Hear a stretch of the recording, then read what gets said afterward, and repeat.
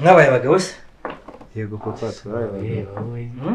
Yego. Kwinzaraje. Nibyo.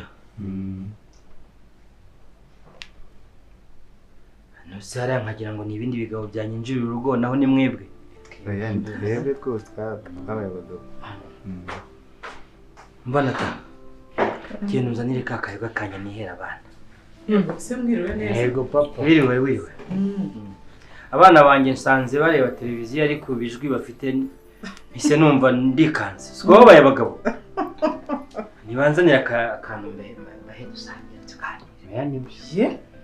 Ngo iki? Ni mama kayoga. Reka banze kumbaza. Nk'ubwo ngubwo hagize nk'umuntu waza agasanga uri guhereza abana inzoga kuko ubwo yagira ngo iki? Usko yagira ngo ntago ari abana bawe. Ese bazabasha kuganira nta kintu bafata. Ariko ni munyekuri no kuri kw'Imana. Ye? Ahubwo nkaho wakwicanye nabo urabona